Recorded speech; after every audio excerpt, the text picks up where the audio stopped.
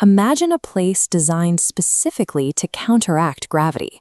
Equipment built to launch you into the sky, drop you without warning, and push you to speeds you'd never experience anywhere else. Millions of kids wanted to be there, and today it's nothing but an empty lot. This was Australia's Wonderland. The Western Sydney skyline was dominated by massive wooden structures, like the Bush Beast, a roller coaster that hurled riders at speeds of 100 kilometers an hour. Inside, the park was split into sprawling, immersive zones. You could walk out of a cartoon replica and straight into a full-scale galleon under construction at Pirate Cove. A short trip to Rooty Hill on a Sydney train was the only thing standing between mundane suburbia and absolute fantasy. It was close enough to be teased by the television ads, yet for many it remained out of reach. In our neighborhood, holding a pass was better than cash. It meant you were part of the story. Everyone else was just watching from the outside. It was the epicenter of every conversation at school. My sister and I had something called a Wonder Pass. It was an annual ticket we got for Christmas, giving us unlimited access to the park for the entire year. We went every single weekend. This chart compares the upfront cost of an annual theme park pass with the monthly disposable income of a household living below the poverty line. For my best mate Pickle, that price tag was an insurmountable wall. I spent months telling Pickle every detail of our adrenaline-filled weekends. I described the Halloween shows and the night rides, failing to notice that my stories were highlighting exactly what he was missing. Then came the opening day of a brand new ride. My sister Tasha decided she needed a break from us and packed her bags for a weekend sleepover. She left her Wonder Pass sitting unguarded right there in our house. Pickle overheard her talking on the phone while we were playing Nintendo. I watched his eyes light up as he processed the opportunity.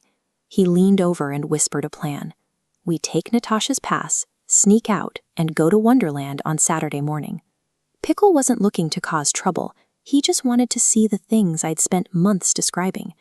To him, taking that pass was the only way to get a seat at the table. We needed to test our nerve before hitting the main target. We went to the local corner store and practiced moving while the checkout person was distracted, pocketing candies and chocolate drops under the fluorescent lights. But stealing snacks was a minor feat. The real problem was the gate.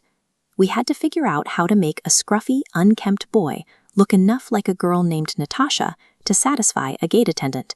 We raided the house, grabbing whatever random clothing and accessories Tasha had left behind.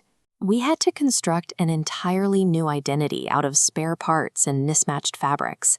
Pickle had to change the way he carried himself. He tucked his hair under a hat, rounded his shoulders, and tried to look small enough to blend into the name printed on the card. We even had unwitting accomplices. The neighborhood kids running around the front yards provided the perfect noise, keeping any nearby adults from looking too closely at what we were doing. Before stepping out, we did one last rehearsal. We checked the stolen pass, straightened the loose clothes, and committed to the illusion. The plan was flimsy, but it relied on the general tendency of adults to overlook kids who seem like they belong in the crowd. Saturday morning arrived. We made the transit to Rooty Hill.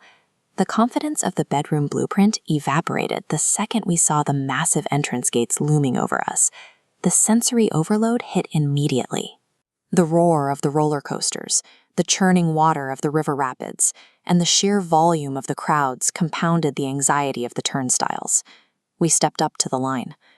Pickle, sweating through his layers of stolen clothes, reached out and physically handed Tasha's Wonder Pass to the attendant. There was an agonizing pause. The attendant looked down at the pass, reading a girl's name.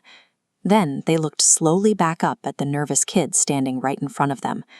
We stood there, waiting for the system to either admit us or catch us. In that moment, the entire plan rested on whether we could keep our heads down and keep moving together. And then, they waved us through. The tension shattered into explosive, adrenaline-fueled euphoria. We ran into the park. We had outsmarted the gates. For the rest of the day, we rode the biggest drops and the fastest loops, side by side, finally sharing the same world. Today, Australia's Wonderland is permanently closed. The wooden coasters were bulldozed, the themed lands were cleared, and the entire place is gone forever. But while the physical park was erased, the memory of that Saturday remains. The structures are gone, but the story we made that day stays intact. The rides were thrilling, but they were temporary. The real victory was the realization that we could outsmart the gatekeepers and take back a piece of the world that had been locked away.